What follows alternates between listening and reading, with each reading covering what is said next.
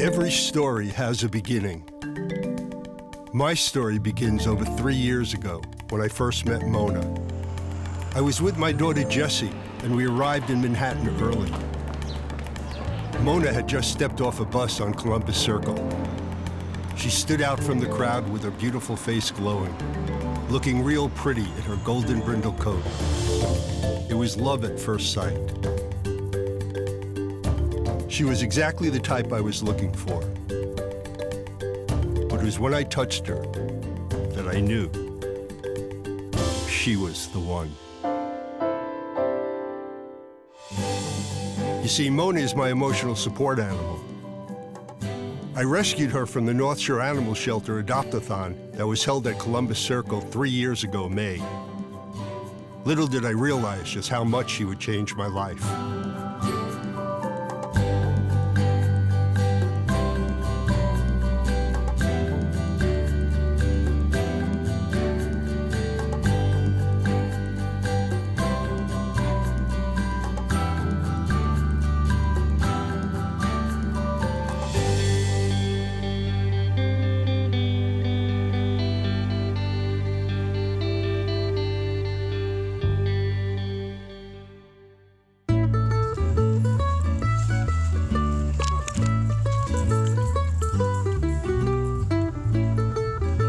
When we talked about getting a dog, my wife and kids were very enthusiastic and said they would kick in and help with all the chores, the needs.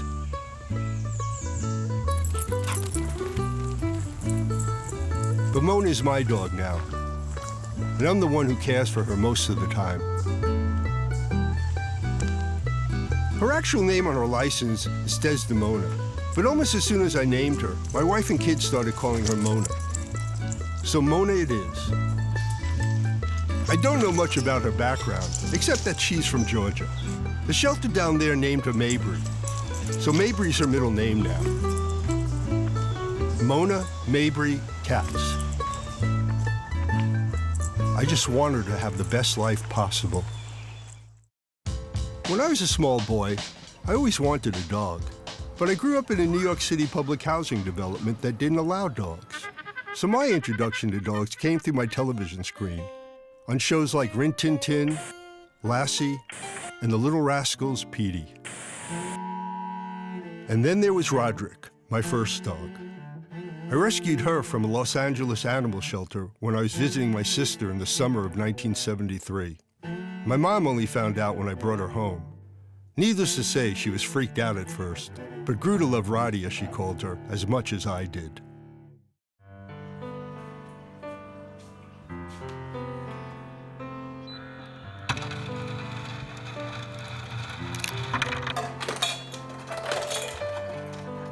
I'm 66 years old, semi-retired, and teach part-time. My wife works full-time, and my 2 daughters have lives of their own. My oldest, Sarah, works in real estate, and my youngest, Jessie, recently started a career in teaching. So I'm alone a lot. It's funny in a way. I guess it happens to the best of us. I woke up one day and realized my lifestyle had changed. No longer was there never enough time during my day at work to get things done. What replaced that was, what do I do with the great deal of time that now is my life? That's where Mona comes in. My doctor thought a dog would bring emotional well-being into my life, and by extension, the lives of my wife and my kids. Good karma all around. Well, he was right. That animal instinct of being touched and caressed and loved, that's definitely part of the reason that they become so loyal to us. That's why they use dogs for the elderly and to help people get through tough times. The thing about animals, especially dogs, is this connection we have to touching them. There's a draw to touch them. You're making them feel good, and for some reason it just incredibly raises your endorphins and you feel good. Anybody comes in the front door, He's down for the count, on his back for the belly rub. Oh, yes. Does it make you feel good, Mommy, to scratch my belly? Very tranquil animal, and he exudes it. He's just a part of the family. It's just not husband and wife. It's husband, wife, and loving animal. We all need human contact. I'm not going to say that that's going to satisfy every human being, but they fill an emptiness like no other. Right from the beginning, we saw how much Mona liked to fetch. So I always made it a point to let her run in the fields near our house whenever possible. She just loves chasing that ball.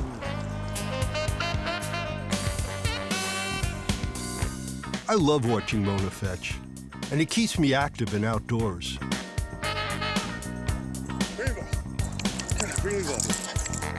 She seems so happy.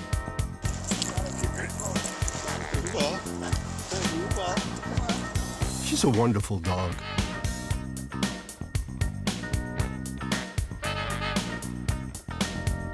Where we live in Queens is uniquely beautiful. Alley Pond and Cunningham Park nearby are both just a short distance from our home.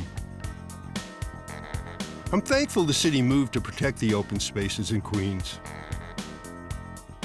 The parks have become mine and Mona's playground, where we've met many dogs and people as diverse as the borough of Queens itself. Beautiful, so wonderfully beautiful. Stu Wexelbaum is one of my oldest and dearest friends. Come on, Mark. And he has a dog named Marvin.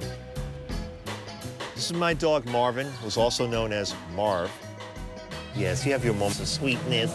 When I first met Marvin, I didn't really know what to make of him because he seemed a little crazy. But over the years, Marvin grew on me. And of course, it made sense to introduce Mona to Marvin.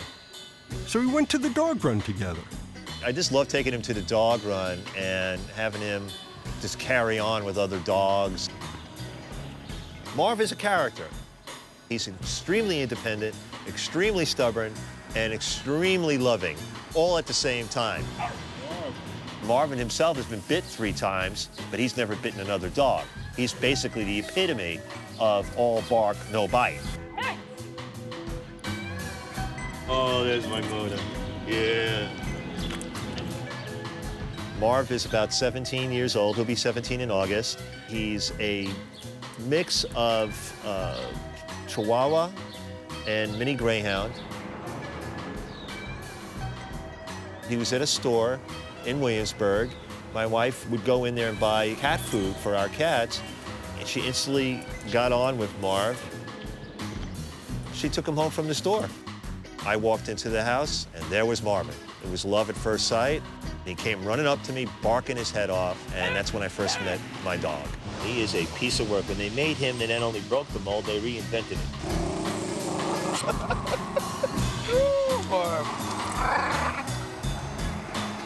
He's been such a big part of our lives, and it's almost like I can't remember what life was previous to Marv. Lola is our female. Lola's about 12 or 13. We call her the greatest dog in the world. She has very thick hair, unlike Marv. She's a great watchdog. She's as sweet as can be. We love her to death. We take it one day at a time with Marv. He has good days, and some days aren't so good. Life without Marvin would be certainly less amusing and certainly less interesting. It would be like a piece missing.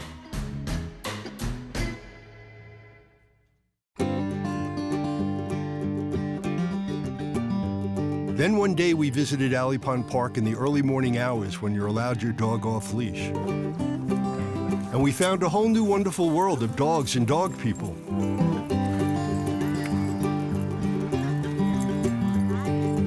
All with one thing in common, a love for their dog.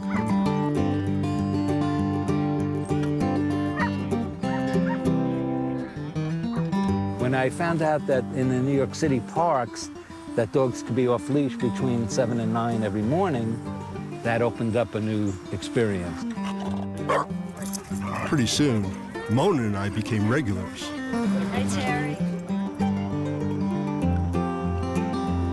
You get a total variety of people with that one commonality, dogs. This whole park is over 600 acres of openness. There are no obstacles to where you want to go. When I used to go into that park as a kid, there were natural bubbling springs that came up. There were ponds with huge goldfish and bullfrogs. It's just incredibly beautiful and really makes you stop and look what's around you.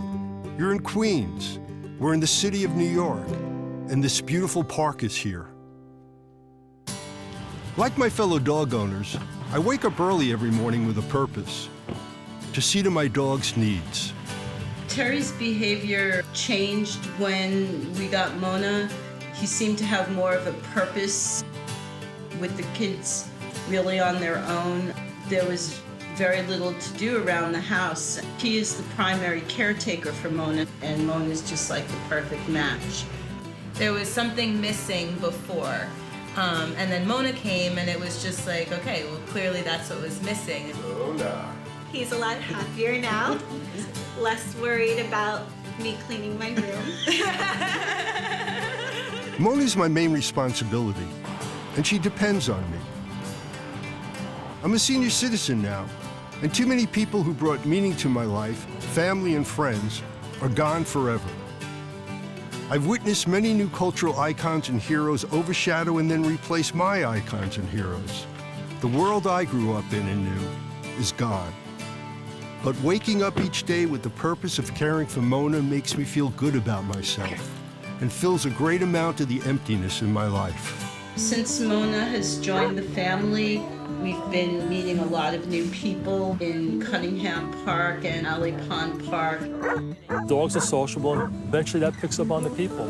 Having Leo around has helped draw out other people that I found that I would probably not have run into in my everyday life. So I was kind of like a couch potato, and now I'm here.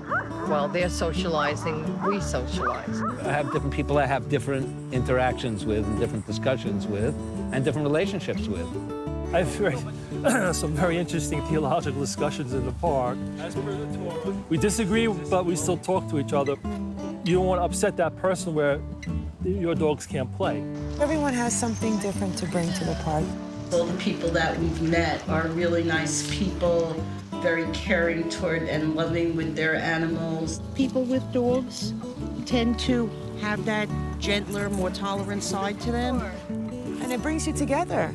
It's really helped myself and Terry being able to talk to those people about their dogs and to talk to them about Mona. There's a unity with all the doggy owners that come here, more of a family. Harry had his little soiree, brought things together. He also played guitar. We were invited to brunch, and my husband, I was trying to explain to him whose house we were going to, and he didn't really know the person yet. And then I said, you know, Leo, the retriever, we're going to his house. So he's like, oh, okay, yeah, that'll be great. We know the people by their dogs.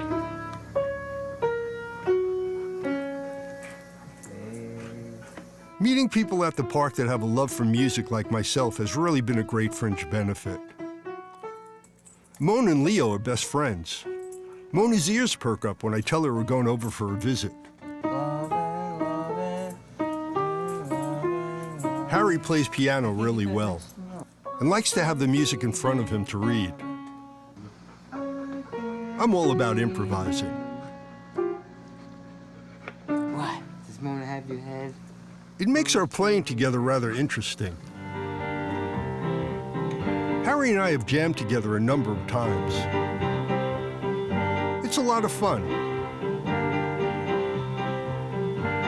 I can't say we're getting better, but we're not getting any worse. Regardless, Mona and Leo love playing with each other.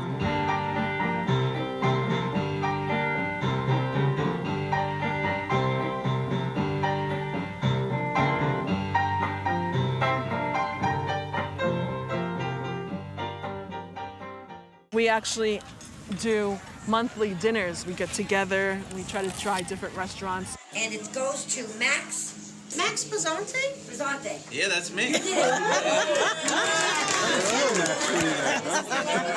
I feel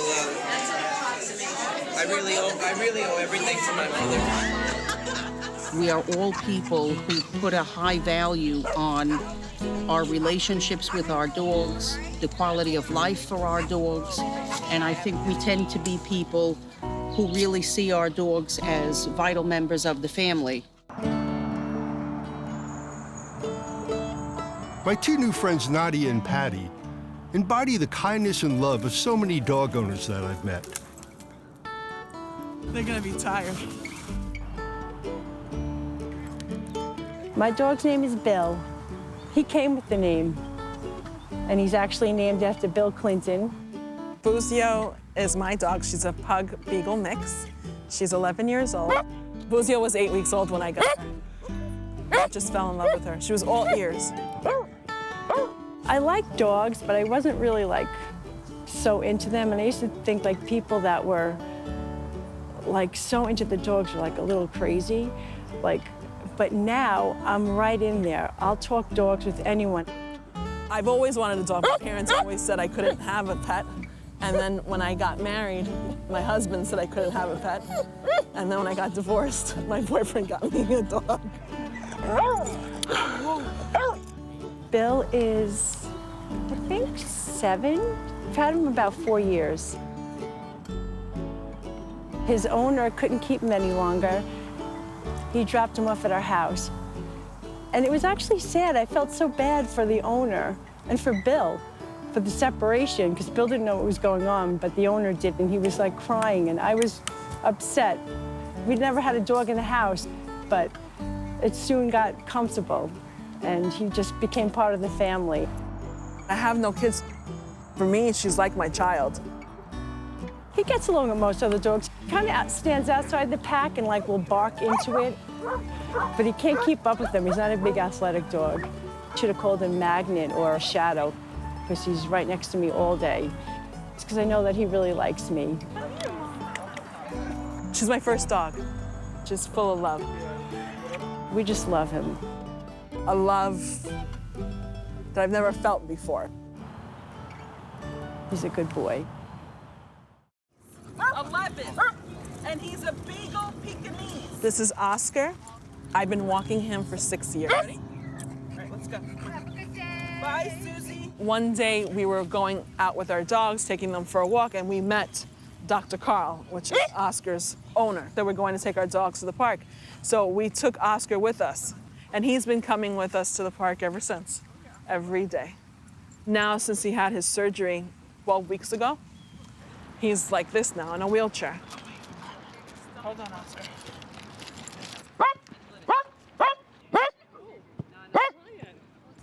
Prior to that, he was in his stroller. I love him very much. I think that his owners are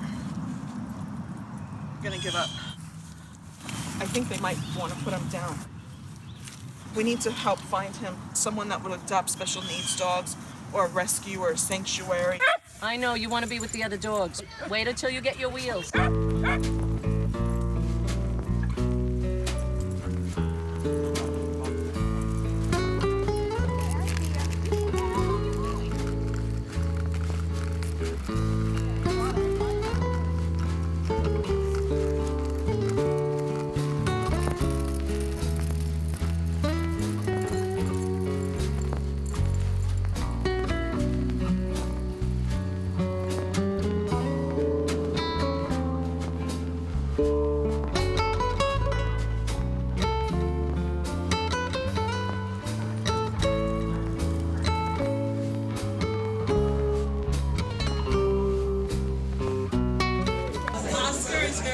To me, he's a special little guy. He's 11 years old. His family gave him up. Most people know him because he's the one that pedals. He's always in his wheelchair in the park. Last year, he was running around free. He needs extensive physical, water, and acupuncture therapy. So I'm asking if you're willing and able to donate anything for him. It'd be greatly appreciated. Thank you.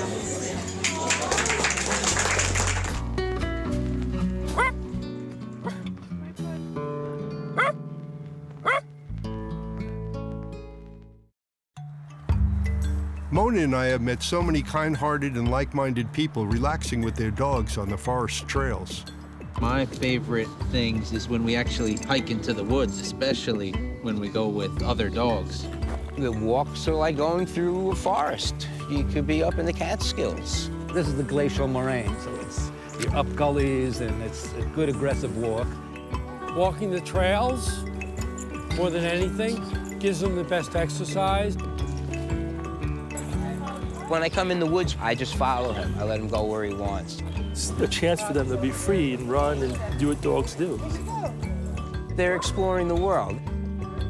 It's just a joy to see them feeling free and loose.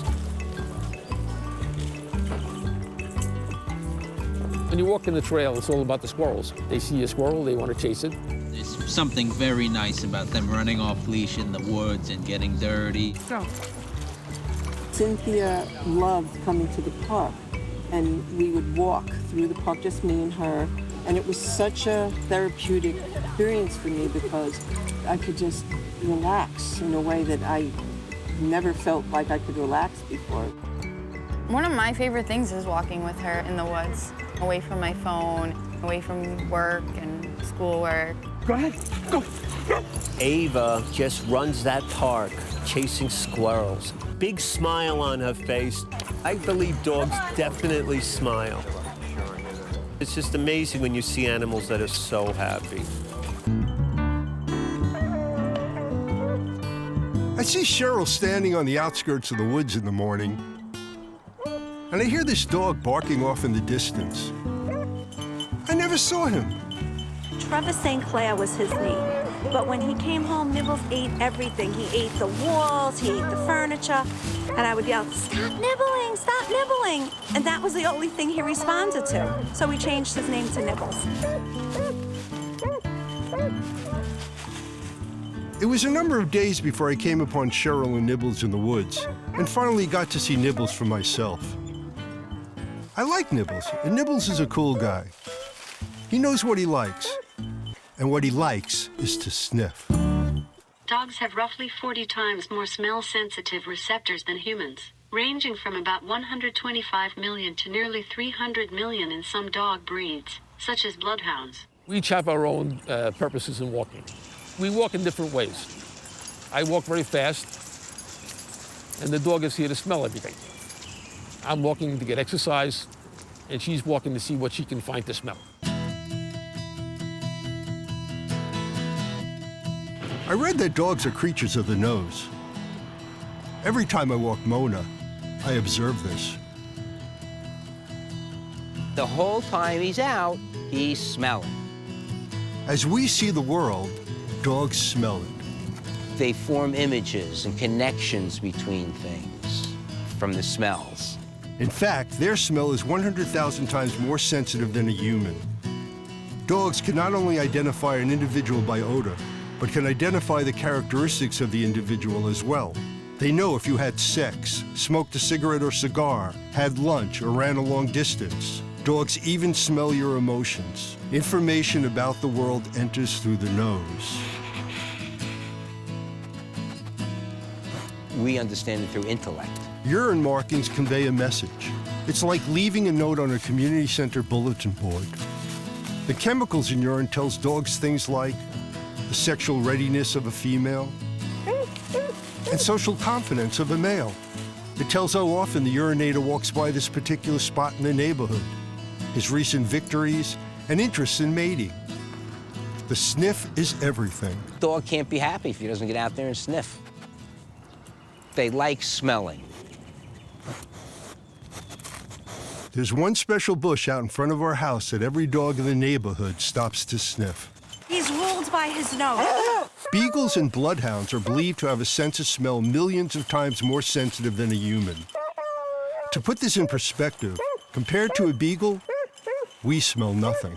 It's amazing. I can only imagine what she's processing, what's going through her head. When I have my treats in my pocket, they know it's there. They know. Even more remarkable is a dog's ability to sense unhealthy tissue in humans, and are being trained to sniff out diseases like diabetes, cancer, and schizophrenia. They'll sniff out stuff before we even realize there's something going on. She's always very happy to see us. Usually she's waiting by the window and you see her ears perked up and then her body starts to kind of vibrate. Her tail is going crazy.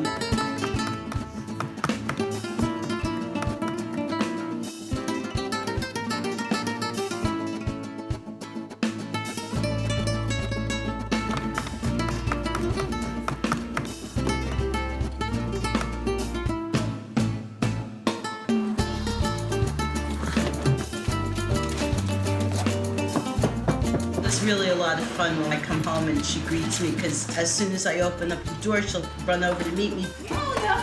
She's always very happy to see us.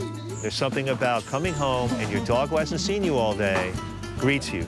That's a beautiful thing. I love it. That's the main reason why I wanted the dog. To come home from work and have somebody that's excited to see you, say hello to everybody, and then you get down on the floor and say hello to your dog.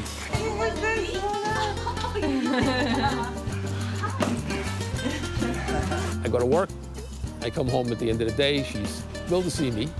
I get a lot of kisses. If I walk out of the house for 5 minutes, I come back, she's thrilled to see me again. She's happy to see everyone in our family come home, that she likes us all together in the same place. And it's cool coming home when there are people here too, because Mona loves hugs. Oh yeah. And she loves when other people are hugging. She jumps in and gets involved in that. That's really very special. I've never seen other dogs do that. I never get tired of Mona's greeting. Mona has helped bring me closer to some old friends, too. We got Cynthia when she was 4 years old. She was actually a show dog, and we rescued her from the show dog life. It's a tough life. Cynthia started off as my support dog, and she just has really played a big role in my life and my health. Rich always brings his pleasant nature and humor to the park. I love dogs, I always have. I think it adds something to my life. I have a very stressful job. I'm a New York State Supreme Court Justice in a criminal part. It's very soothing to come home at the end of a rough day, be greeted by Tess. We never had poodles. We were actually big American Bulldog, Pit Bull fans. My dad didn't want a poodle. Lisa, I said, we can't get that dog. I said, all the other dogs in the city will make fun of her. He was very resistant to having a frou-frou kind of dog, but he immediately pretty much fell in love with her. I have rescued dogs in the past, and I really wanted this breed, which I read about, and it's a very sweet dog and cute. It's okay, it's okay. She's a purebred Tibetan Terrier. She makes everyone feel like you are the only one, and I love you to pieces. I love you too. She's very playful, inquisitive. I have to take care of her, all of her needs, that she's fed, that she has water, that she takes care of her personal needs, medical needs. How much is that door kicked in the window? I hope that that dog is for sale. Let me go. She loves old people. Hey, take a puff of that. Yeah. My grandpa always asks for her. When we come over without her, he's always like, where's the dog? He calls her dog. Come here, dog. Hey, dog. In my youth, I would have raced that dog, and I would have beat him, too. She's now through them, old people. All old people. She loves going to see Sonny, and Sonny loves her. Water. Tess brings out a nurturing side, which is ordinarily well hidden. Hi. My wife loves dogs, too. That's my nickname, Treat Lady. I love dogs. They're awesome. I do all the dog walking, and she makes meals and takes the dog to the groomer and the vet. So when I kicked it, I guess we share things. well, he does the evening walk. That's about it. Days where I just like don't feel excited about the day, I feel a lot more excited when I see her. I think one of the best things in my life right now. I could use a little more patience, but I'm patient with her. She gives a lot of love. Lisa's brother Rick, a really nice guy and another new friend, gives his dogs a wealth of understanding and love. My dogs' names are Bruno and Ava. Bruno is an English Mastiff, and Ava is a Pit Bull. Ava is rescued at 8 weeks. That's my girl. Smartest dog I ever owned. It's almost as if she knows the words you're saying to her.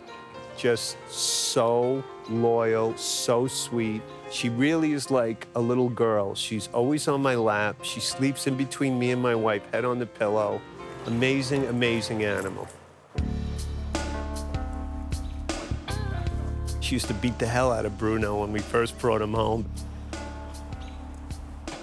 When Mastiffs grow as puppies, they're so uncoordinated. He would growl and he couldn't do anything. She'd beat him up, hold him down, and of course, like I said, that changed.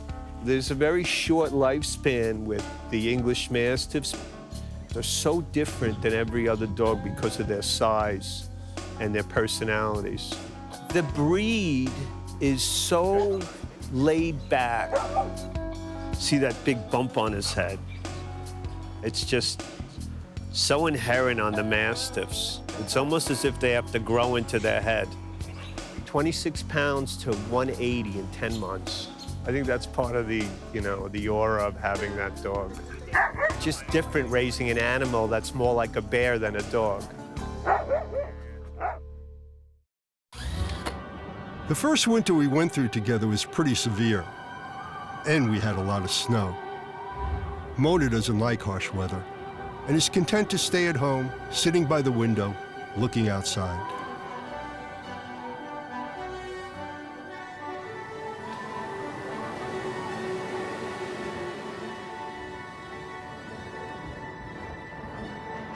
Sometimes I sit with her by the window.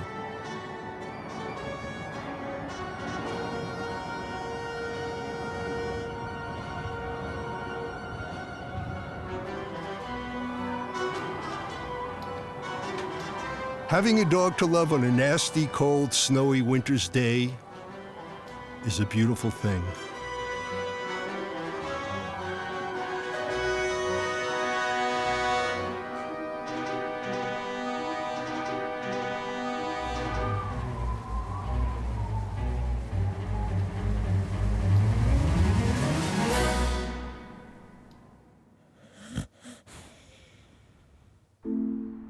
But after the storm's over,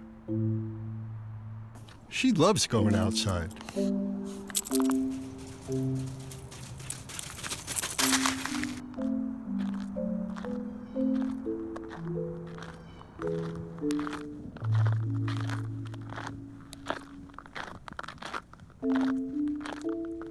Winter is a unique time to be with your dog. Less people naturally venture into the woods once the weather gets cold.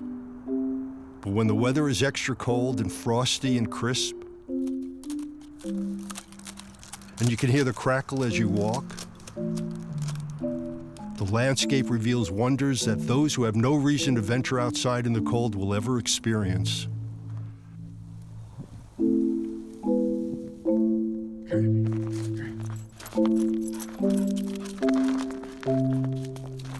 It feels like we're the only creatures in the world.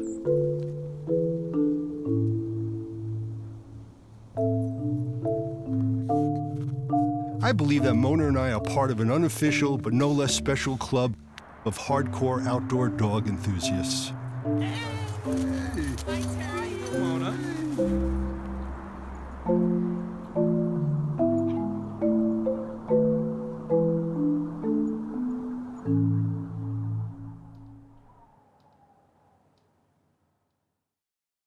The winter of 2018 was brutally cold.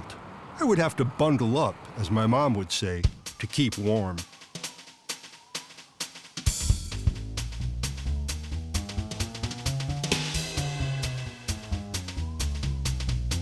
In a way, dog owners are like mailmen. You know their motto. Neither rain or snow or gloom of night will keep us from our rounds and walking our dog.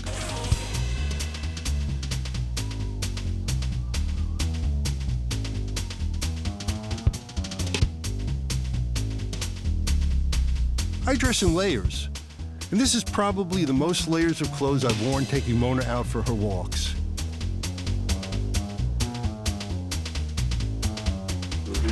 But not every time we went out did she want to stay out.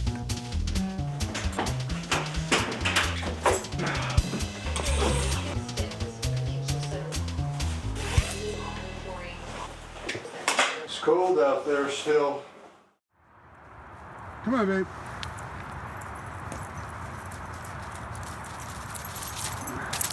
Any animal that you have a relationship with can bring you closer to nature.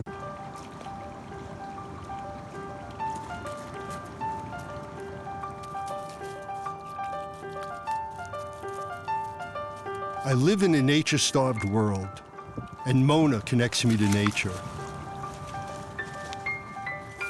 When we're alone together, it's easy to feel the magic of the forest.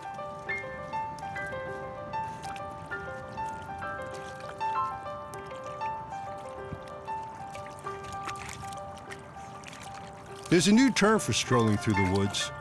It's called forest bathing. The idea is that the natural elements wafting through a forest have beneficial qualities for humans. There have been studies that have proven forest bathing improves mood and cognition. We've been doing these walks for over a year, and I never heard the term before.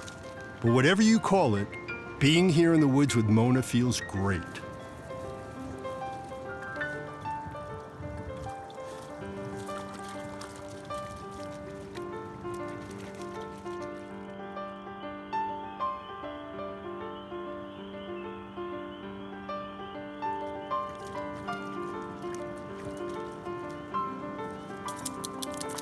The rules are written in nature, not by man.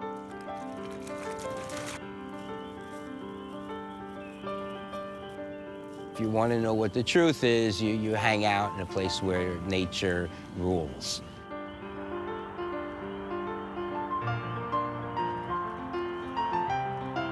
I love the peacefulness of the woods, the sounds, the smells. It never fails to raise my spirits.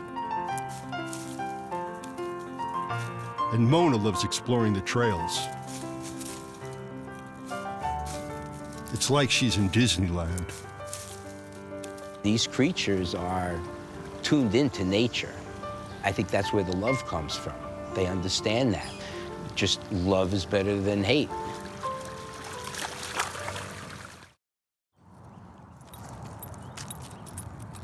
I'm gonna miss you, buddy. I'm gonna miss you. You believe it's been already a year that he's been there? He went up there October 9th last year. And it's been a year he's been with Laura. But she's amazing. She's a godsend. She's an angel. She saved him. Come on. We got the wheelchair from Walking Pets in New Hampshire, and Laura is the lady who offered to adopt Oscar because his family no longer wanted him. Come here, buddy.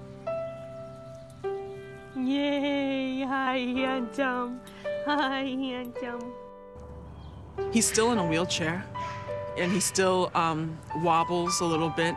He could stand up for a minute or two, but he still falls down.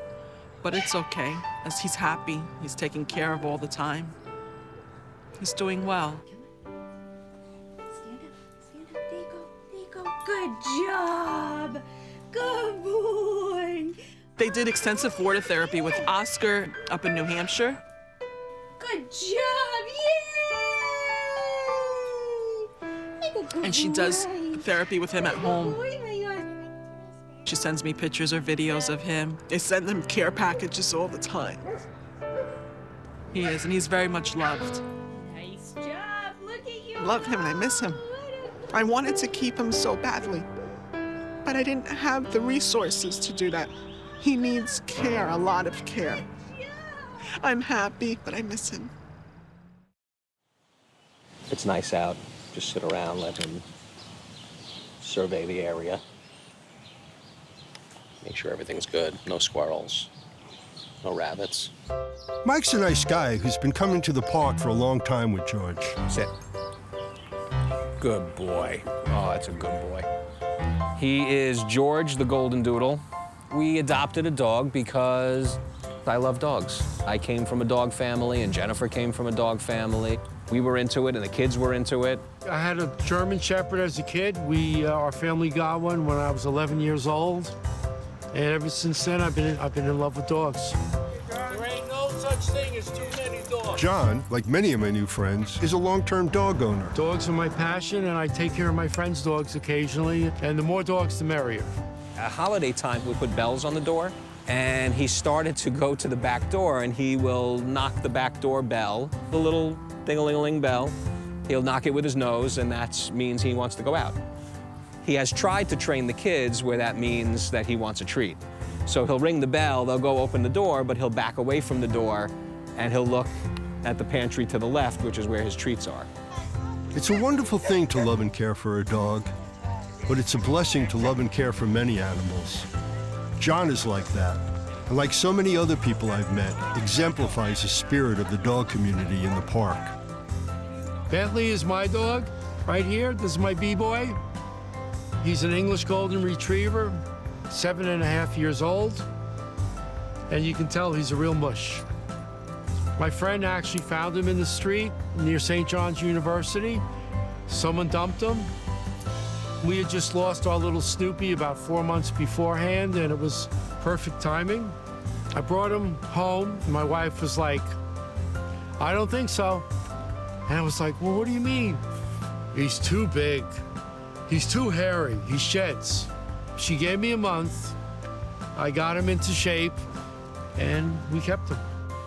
Being a dog owner has made me a better family person. The responsibility of making sure he gets out. My family would say, can't we go somewhere without George? Because anything we do, I want to be able to bring him along with us. We're having fun here, guys. Oh, just speaking about, what I want to say about dog kisses. When I was a kid, they used to say a dog's mouth is cleaner than a human's. But they've done studies. I don't know if I believe it, but they say a dog's mouth is dirtier than a human's. But you know what? As long as they don't kiss you on the lips, it's fine with me. I love a dog kiss. He trusts me. We have a thing that is so special. It's tough, though. 3 kids, a dog, schoolwork, him ringing the bell to go outside. It's a madhouse sometimes in my house, but there's nothing better. What's better than 1 dog? 2 dogs. You're a good boy, Georgie.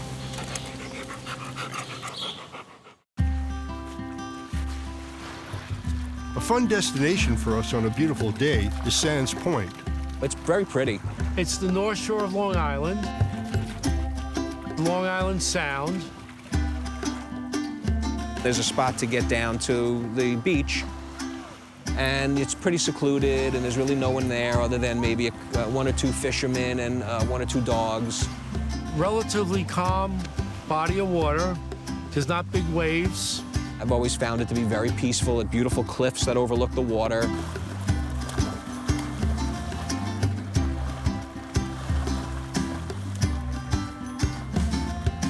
I took him to the beach.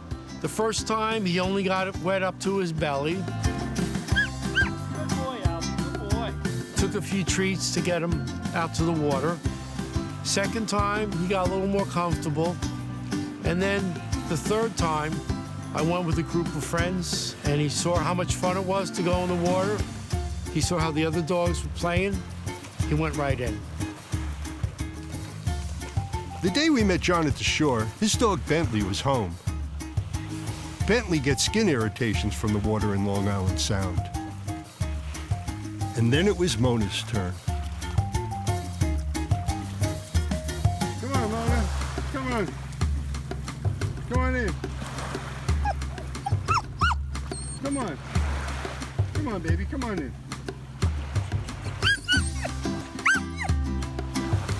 Not too keen to get in the water, her sister Jessie helps her out.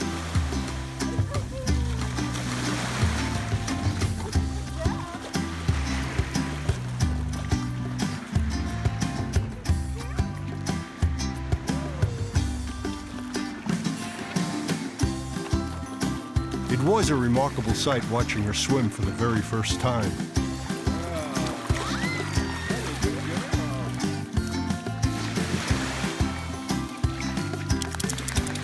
I was a very proud daddy.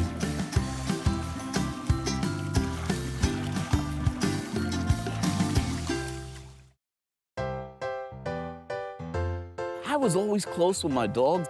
I grew up always having a dog. My daughter Dominique, she was the one that went looking for a pit bull. She was solely responsible for naming her. We got Skylar when she was about 1.5 years. When we first got her, she was very nervous, just being in the new surroundings. I started walking with Sky. We'd go trailing. I guess that's where we started bonding. We've become too attached now. Now I hear about it from my family all the time. Are you sure that's Dominique's dog? My expectations for a pit bull weren't exactly this playful little bouncing dog. She's become definitely one of the primary things in my life.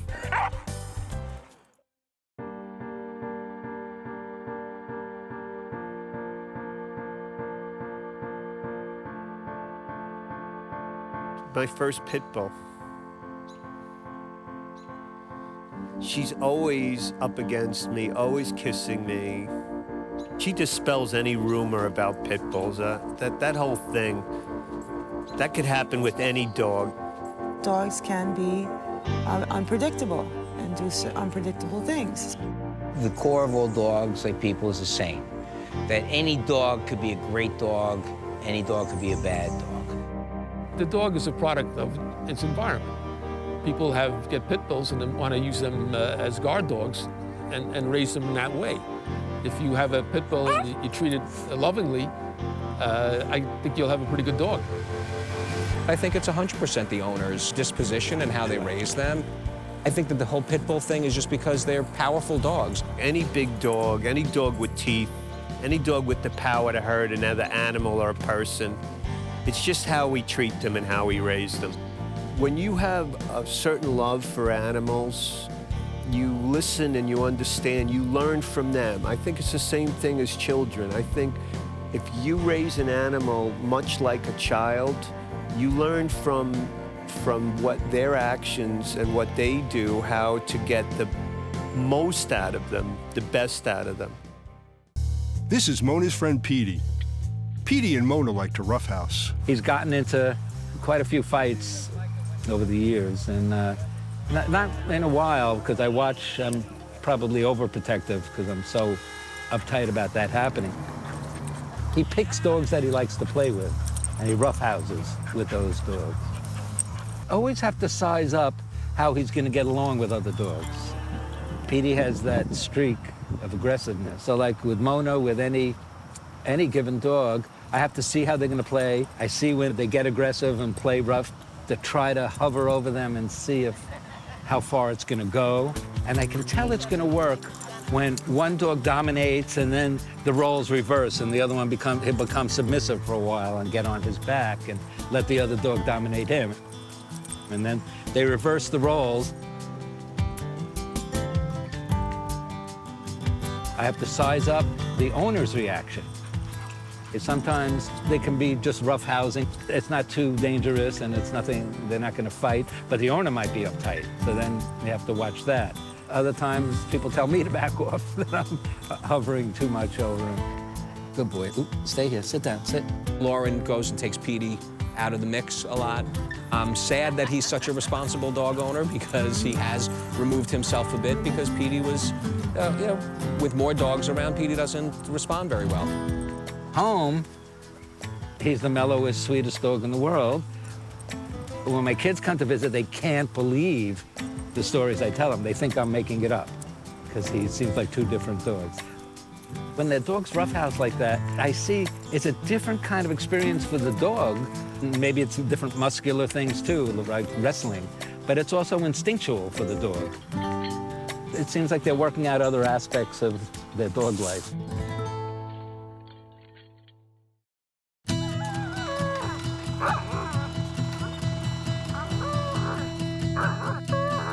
This is Leo. Leo is a little over 2 years old. Harry's been around dogs all his life. He and Leo have a special relationship. Family needed a dog. We had gone a year without a dog. It was a North Shore adoption event. He told us he was from Tennessee. He was 4 months old, skin and bones, and they took one look at him, and that was it. William and Robbie, always at the park with a warm greeting. Robbie is 2.5. Robbie is a purebred collie. He's mostly golden retriever, but he's a mixed breed because you can see his eyes are not the eyes of a golden retriever, right?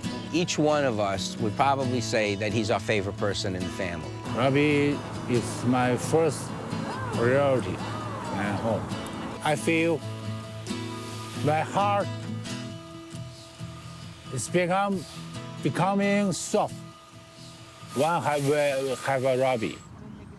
He like cold, fresh air. So every day I open the window, even in winter.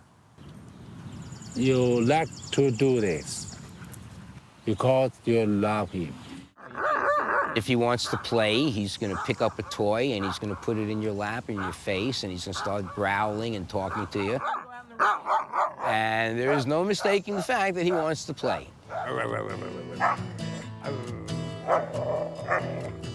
And normally he gets his way because he deserves it.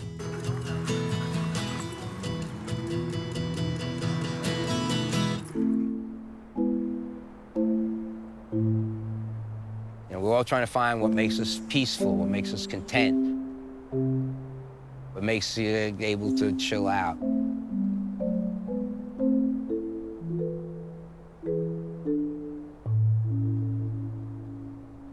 And with dogs, playing is it. They love nothing more than that.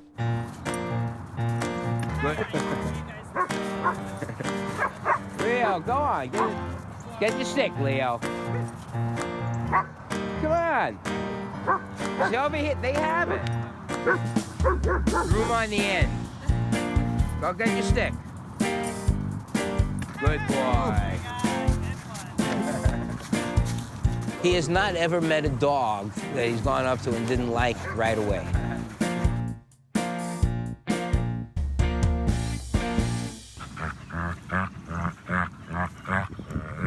Very happy time when they play each other. This is the first time I have a doggy, and I know we depend on each other. I could not imagine what it would be like not to have had a dog. He like a soulmate. My wife and I say all the time now, we can't see living without a dog. He's a family member. Come here, you beast. It sure has brought joy into my life.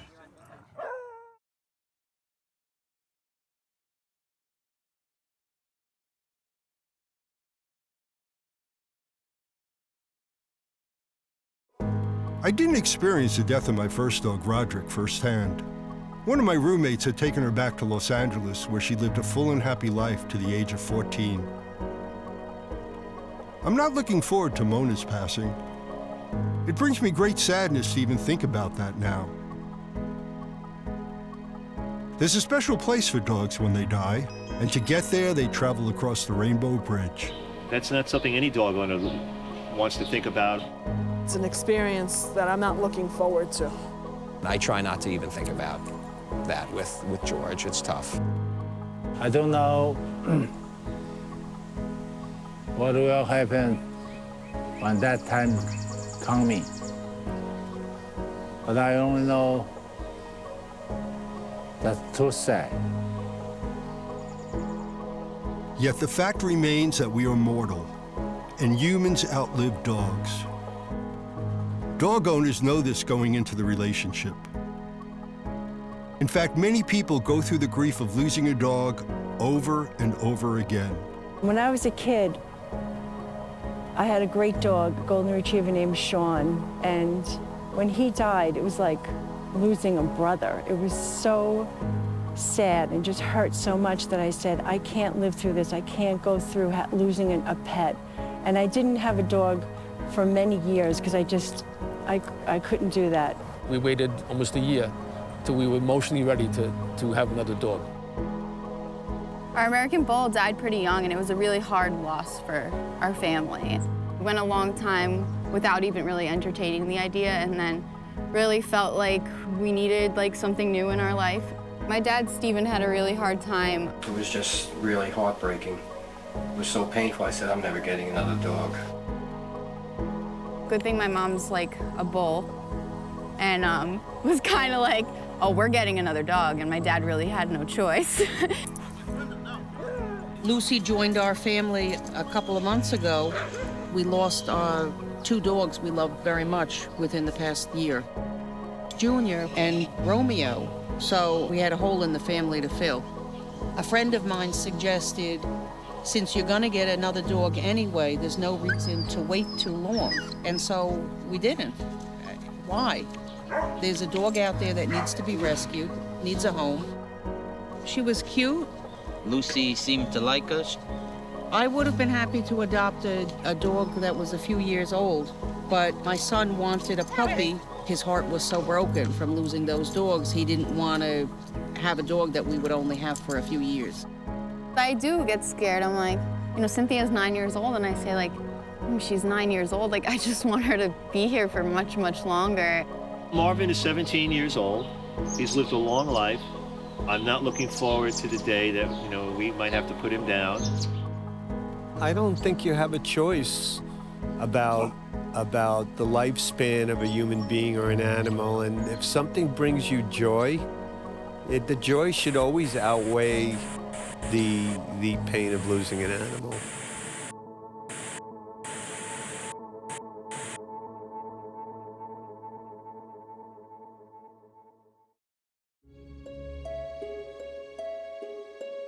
Marv had not been feeling well for 2 or 3 months. We just thought he was old. This is, a stage he was in. I get a call Sunday morning that he's walking shaky, he looks shaky, he stopped eating, and he went into emergency.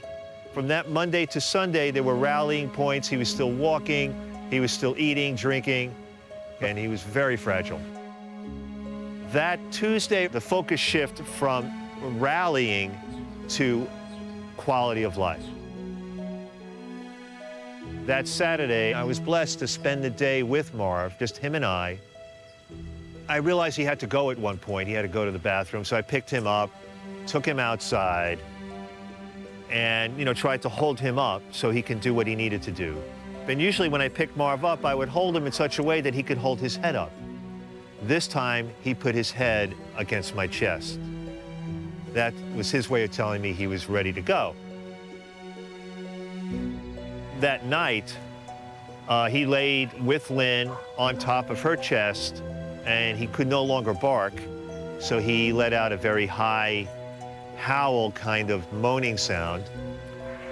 And the following morning, Marv was no longer able to drink water. He couldn't control his jaw, and that was when we made our decision that we would put him down. We didn't want him to suffer. One of the most difficult moments in my life.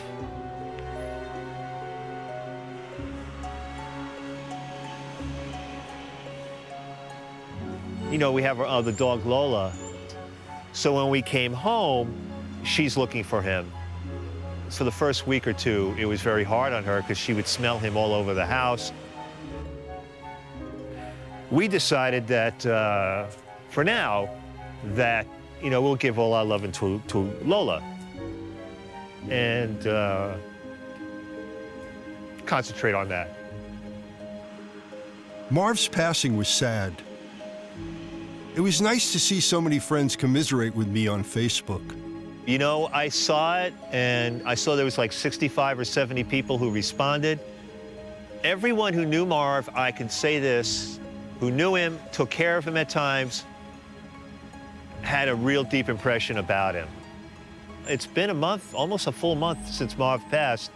I had like 3 or 4 people in the last couple of days come up to me asking me how he was, because they didn't know, and how stunned they were, because he'd been going to the same dog run for 17 years.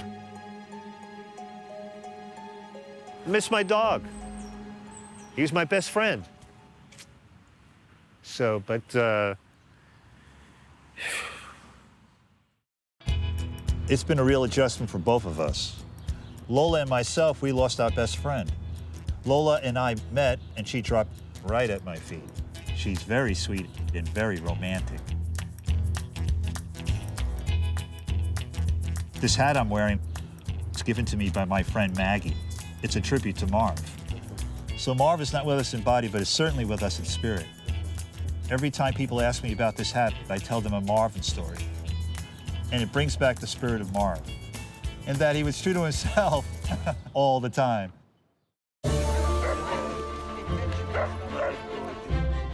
A dog gives a great deal of love in its short lifespan, and it's natural that you want to give as much back in return. I can see by watching Mona socializing with other dogs. It brings her great joy and happiness. Look at that.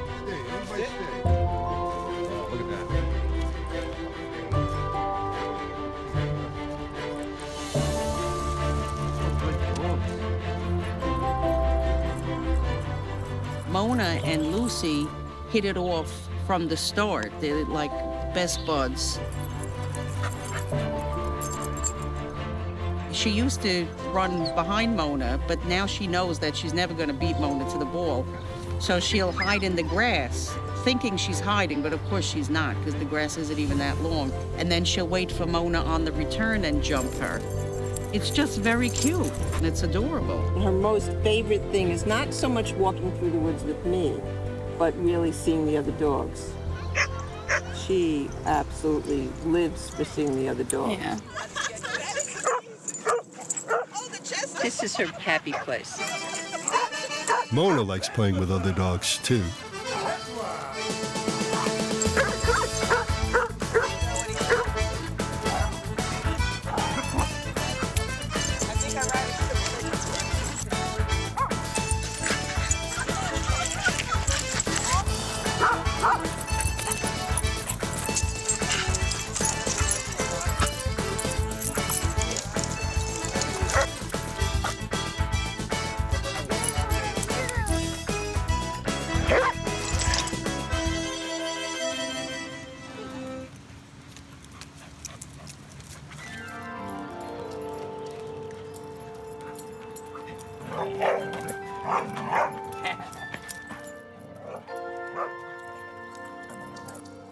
There are going to be times that this dog is going to upset your world, that he's going to turn everything upside down. Just when you think you're ready to go and everything's fine, they're going to do something that just throws you off.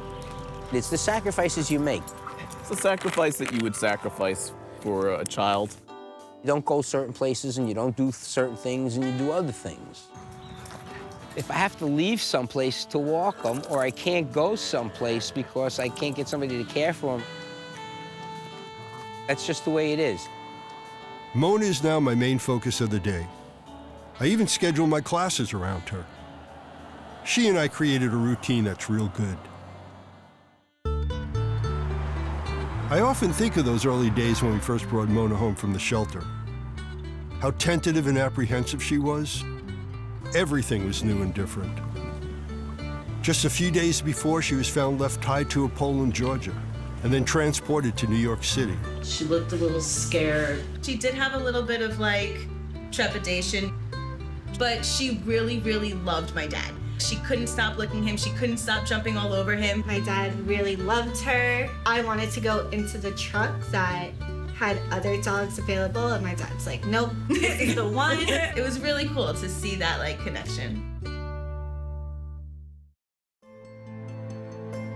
When I finally got upstairs and opened the apartment door, Mona immediately made a beeline for the couch and jumped up. She made this her home for the next week, barely walking a few feet away for her food and water bowls. The couch was her safe place. It gave her time to get acclimated to her new environment. Very obvious that our dad loves Mona. Maybe even a little more than us. Oh, you're such a good girl. That's his baby now, and she's definitely a part of the family. Girl. Just wanted a dog for a really long time, and Mona's just like the perfect match. For the first few weeks, we slept on the couch together. This made her feel more and more comfortable around me. And she began to trust me. I will never know what Mona's life was like before joining my family. Like most rescues, life on the street played a strong part in shaping her personality. But I know that today, she and I fill each other's needs. She trusts me to love her, to feed and care for her. And I trust her instincts walking through the world. The fact that she loves me no matter what I do doesn't hurt the relationship either. The dog, unlike people, his only purpose in his life is to make you happy. Total trust that. When someone or something or an animal just gives you love all the time and it keeps on coming, it's going to change you one way or another. The unconditional love that you give to a pet and that you get back from a pet Bring it here. is something that makes people better. And I think that carries over into other aspects of your life. Being a dog owner has improved my life. Anybody who gets a dog, I think it's just better. There's something, a bond that a person gets with a dog different than humans because dogs don't have any expectations. They give love freely. I think it's important to have the love of an animal, to share the love of an animal. It's like no other love in the world.